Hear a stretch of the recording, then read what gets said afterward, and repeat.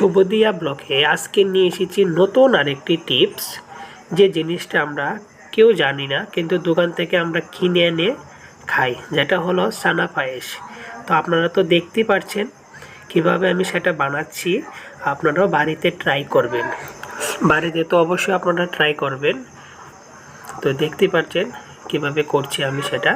তো ভালো করে কিন্তু মাখতে হবে এগুলোকে। হ্যাঁ, দেখুন বাইরে তো আজকে প্রচুর পরিমাণ বৃষ্টি, দেখুন কি সুন্দর বৃষ্টি হচ্ছে এদিকটায়, আর এদিকে আমি বসে বসে কাজ করছি।